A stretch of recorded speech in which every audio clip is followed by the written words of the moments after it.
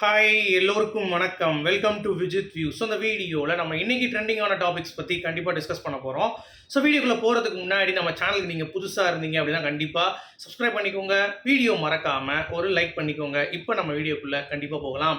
So இன்றைக்கி வந்து பார்த்தீங்கன்னா விளாத்திக்குளம் 17 வயது மாணவி வந்து பார்த்தீங்கன்னா வன்கொடுமை பண்ணி கொல்லப்பட்டிருக்காங்க அப்படின்ற ஒரு தகவல் ஒரு வாரமாகவே வந்து பார்த்தீங்கன்னா பயங்கரமாக நாட்டையே வந்து உலுக்கிட்டு இருக்கு அப்படிங்கிறது தான். அதை பற்றி நிறைய தகவல்கள் உங்களுக்காக நான் வந்து கொண்டு வந்திருக்கேன். ஸோ அதை பற்றி தான் முழு டீட்டெயிலாக வந்து நம்ம இந்த வீடியோவில் பார்க்க போகிறோம். அதுக்கு முன்னாடி இன்னொரு 2 சம்பவங்கள் வந்து பார்த்தீங்கன்னா பயங்கரமாக வந்து நடந்திருக்கு.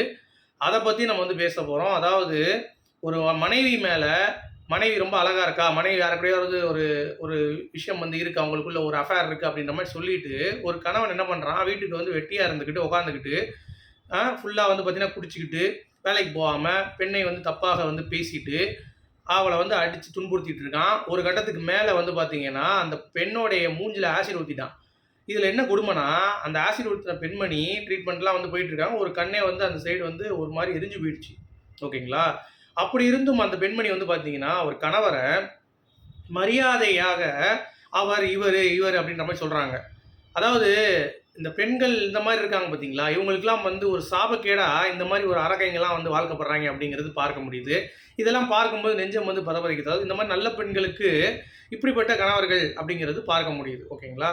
அதுலேயும் அவர் கான்ஃபிடென்ட்டாக வந்து சொல்லியிருக்கான், அந்த மாதிரி நீ வந்து ரொம்ப அழகாக இருக்க, அதனால் நான் வந்து உன்னை தூக்கி மூஞ்சே இருக்கக்கூடாது, எனக்கு வந்து நீ இல்லைன்னு சொல்கிறேன்னா இவர் கூட இருக்க முடியல, எனக்கு வந்து இத்தனை லவ் பண்ணி தான் கல்யாணம் பண்ணியிருக்காங்க. அப்படி இருந்தும் வந்து பார்த்தீங்கன்னா இவர்கிட்ட இன்னமும் மானே தேனேன்னு போட்டு அந்த பொண்ணு வந்து உரையாடி கொண்டிருக்கிறாங்க.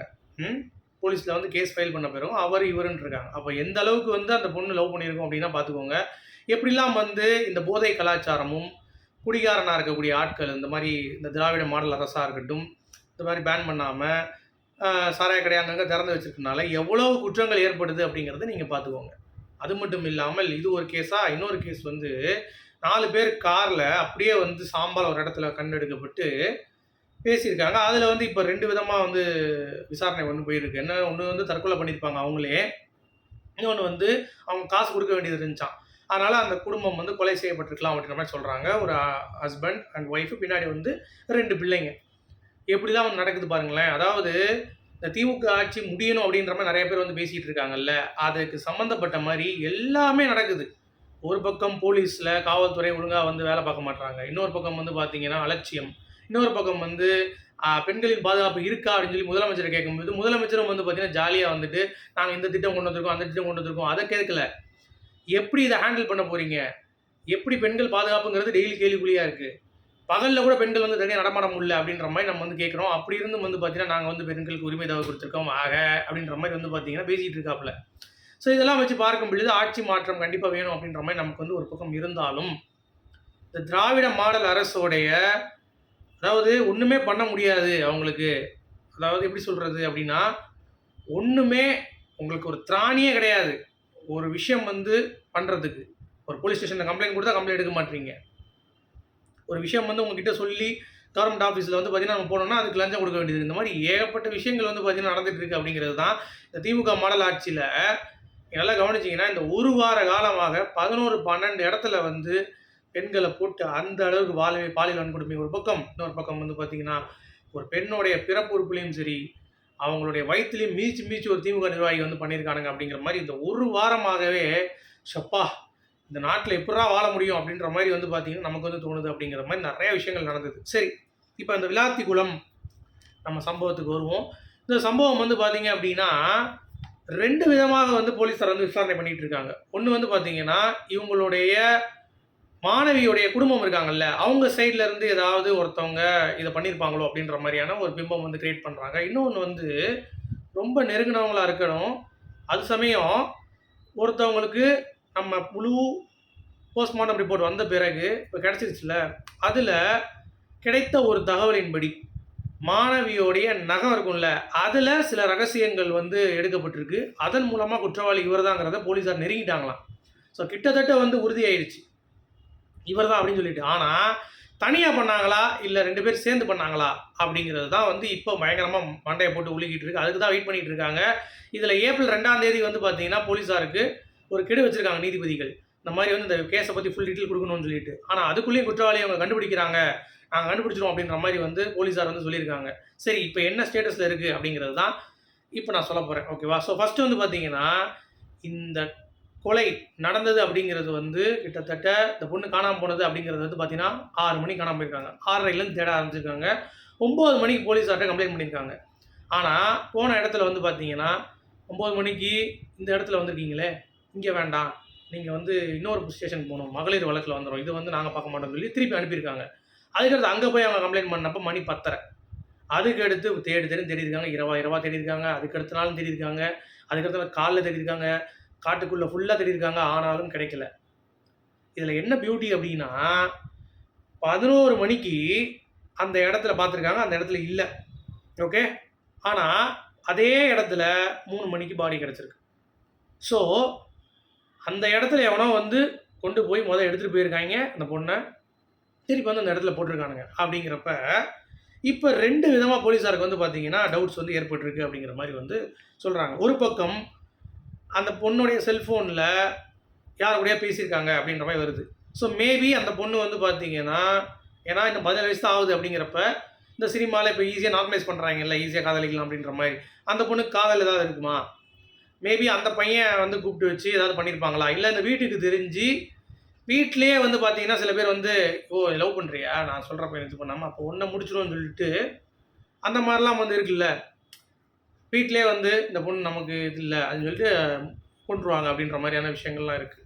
அதாவது என் பேச்சை கேட்கல, கரெக்டாக நீ வந்து வேறு யாராவது லவ் பண்ணுற அப்படின்ற மாதிரி சொல்லிட்டு பண்ணுவாங்கல்ல, அந்த மாதிரியான நிகழ்வு நடந்திருக்குமான்ற மாதிரி ஒரு டவுட்டாக வந்து பார்க்குறாங்க. உள்ளே இருக்கிற பொதுமக்களும் வந்து பார்த்தீங்கன்னா அப்படி இருக்குமோன்ற மாதிரிலாம் பேச்சுவார்த்தை போயிட்டுருக்காங்க. ஆனால் உண்மை என்ன அப்படின்னா, நீ நல்லா கவனிச்சிங்கன்னா தெரியும், அவங்க அவ்வளோ தூரம் தேடி இவ்வளோ தூரம் கஷ்டப்பட்டு இதை கொண்டு வரணுன்ற அவசியம் கிடையாது. இதை ஏன் சந்தேகிக்கிறாங்க அப்படின்னா, 200 மீட்டர் தான் டிஸ்டன்ஸ் இருக்குது.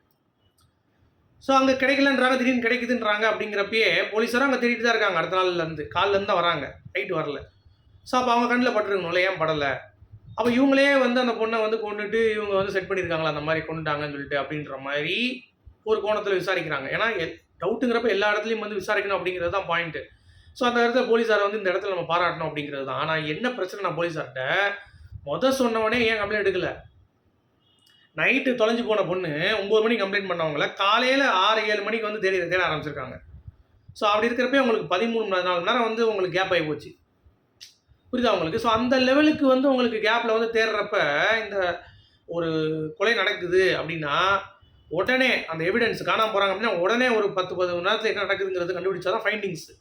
அது கண்டுபிடிக்கல அப்படின்னா அது வந்து நீர்த்து போயிடும். ஓகேவா? ஸோ இந்த மாதிரிலாம் வந்து பார்த்தீங்கன்னா அந்த கேஸோடைய டைமென்ஷன் வந்து போயிட்டுருக்கு அப்படிங்கிறது பார்க்க முடியுது. இதில் நான் வந்து என்னென்னா, எவனோ ஒருத்தர் பிளான் பண்ணி தான் பண்ணியிருக்காங்க அப்படிங்கிறது க்ளீனாகவே தெரியுது. இதில் வந்து இந்த பொண்ணு அவங்க வீட்டில் சர்டிஃபிகேட் கொடுக்குறாங்க. அந்த பொண்ணு good girl, 10th second 454 mark எடுத்திருக்காங்க. யோசிச்சு பாருங்கள். போலீஸ்காரங்கிட்ட போய் கம்ப்ளைண்ட் பண்ணும்போது ஓடி போயிருக்கலாம் அப்படின்ற மாதிரி இப்படி சொன்னால் அந்த குடும்பத்துக்கு எப்படி வலிச்சிருக்கும்? நீங்கள் பெற்றோரை சந்தேகப்படுங்க, அது தப்பு கிடையாது. ஆனால் போகிறப்பயே இந்த மாதிரி 17 வயசு பொண்ணுங்க, அது இவ்வளோ நல்ல பொண்ணு அப்படிங்கிறப்ப, நல்லா படிக்கிற பொண்ணுங்கிறப்ப எப்படி பண்ணுறது அப்படிங்கிறது யோசிக்கும் பொழுது, இன்னமும் வந்து நீங்கள் கண்டுபிடிக்கல, நாங்கள் இவ்வளோ தூரம் வந்து உங்களுக்கு சப்போர்ட்டிவாக இருக்கோம் பெண்களுடைய பெற்றோர்கள், ஆனாலும் நீங்கள் கண்டுபிடிக்க மாட்டீங்கன்னு சொல்லிட்டு 8வது நாளாக இன்றைக்கி போராட்டம் பண்ணியிருக்காங்க. நாங்கள் வந்து பாடி வாங்க மாட்டோம் அப்படின்னு சொல்லிட்டு. அந்தளவுக்கு வந்து போராட்டம் வந்து வலுத்துட்டு இருக்கு அப்படிங்கிறது பார்க்க முடியுது. இன்னொரு பக்கம் வந்து பார்த்தீங்கன்னா 5 பேர் வந்து டிஎன்ஏ எடுத்திருக்காங்க. அதில் ஒருத்தவங்க வந்து ஃபிக்ஸ் பண்ணியிருக்காங்க, இவங்க தான் அப்படின்ற மாதிரி டவுட்ஸ் வந்து ரொம்ப கிளியராக இருக்குது அப்படின்ற மாதிரி சொல்கிறாங்க. நான் சொன்னேன் இல்லை, செல்ஃபோன் இருக்கிறதுனால இது வந்து காதலாக இருக்கக்கூடிய ஒரு வாய்ப்பு இருக்குமா? அது வீட்டில் தெரிஞ்சு, இல்லை காதலாகிட்டு அந்த பையன் இவங்க வந்து இந்த பொண்ணை வந்து காதல் சொல்லலை, இல்லை காதலுக்கு ஒத்துக்கலை அப்படின்னு சொல்லிட்டு அந்த பையன் வந்து பார்த்தீங்கன்னா கொண்டிருப்பானா அப்படின்ற மாதிரியான கோணத்துலையும் வந்து விசாரணை போய் கொண்டு இருக்கு. இப்போ வந்து 10 தனிப்படைகள் அமைச்சிருக்காங்க, அதுக்கு விதமாக போயிட்டு இருக்கு அப்படின்ற மாதிரிலாம் வந்திருக்கு. இதில் என்னன்னா ஊர்ஜிதமாக சொல்கிறாங்க அப்படின்னா, இது அந்த சிறுமிக்கு தெரிந்தவர்கள் பண்ணது தான் அப்படின்றாங்க. ஏன்னா அவ்வளோ பெரிய காட்டுக்குள்ளே நைட்டு வந்து போகிறப்ப அவங்க கத்தியிருப்பாங்க, ஈஸியாக வந்து பார்த்தீங்கன்னா பார்த்தாலே கத்தியிருப்பாங்க, ஏதாவது நடக்க முடியுது. ஆனால் ஒரு சவுண்ட் கூட கேட்கலன்றாங்க. அப்போ ஏற்கனவே தெரிஞ்ச நபர்கள் தான் அப்படின்றது ஒரு டவுட். அப்போ அந்த ஊருக்காரங்க யாராவது ஒருத்தன் தான் அப்படின்றது டவுட் ஆயிடுது. ஓகேவா? இது வந்து கொஞ்சம் விசாரணையை கிடுக்குப்பிடி பிடிக்க வைக்குது. கரெக்டாக? அது மட்டும் இல்லாமல் பெற்றோரிடம் விசாரணை நடத்தும் பொழுது வீடியோவாக நீங்கள் பதிவு செய்ய வேணும்னு சொல்லிட்டு நீதிபதிகள் சொல்லிட்டாங்க.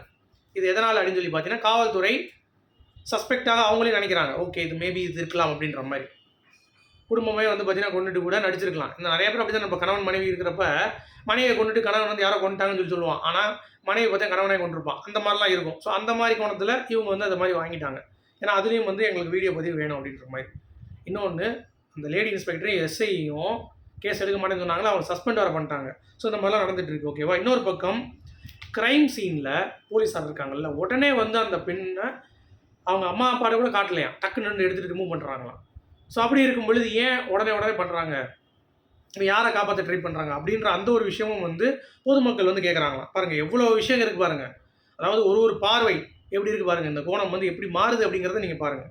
ஓகேவா? அடுத்து இதில் தான் வந்து ஒரு அதிர்ச்சியான தகவல். முழு போஸ்ட்மார்ட்டம் ரிப்போர்ட் முதல் குறை முடிவுகள் வந்துருச்சு. அதில் வந்து நெகத்தில் அந்த ரகசியம் ஒன்று இருக்குது.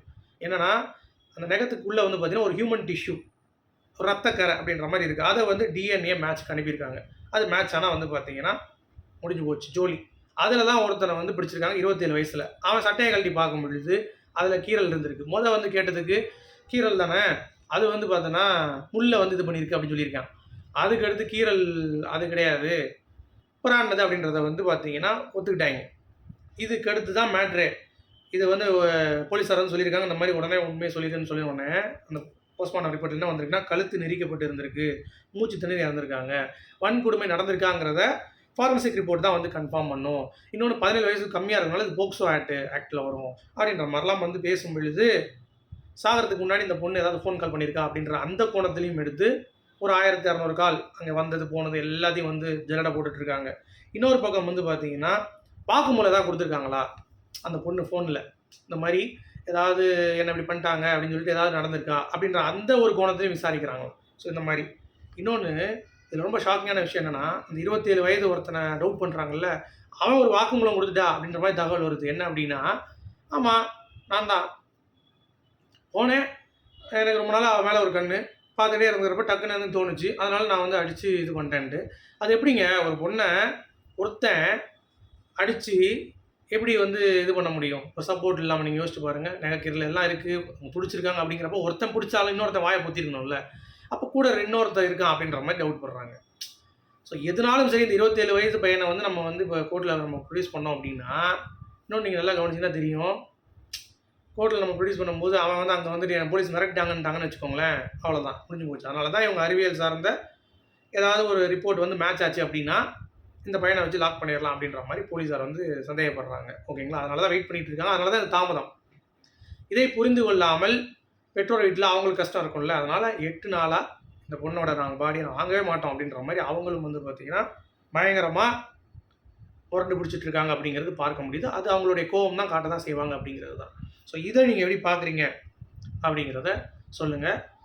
இதில் இன்னொருத்தன் கூட சம்மந்தப்பட்டிருக்கான் அப்படின்றது தான் வந்து பார்த்திங்கன்னா ஒரு அப்டேட். அது யார் அப்படிங்கிறது தான் இப்போ ஒரு போலீஸுக்கு சவால் அப்படிங்கிறது தான்.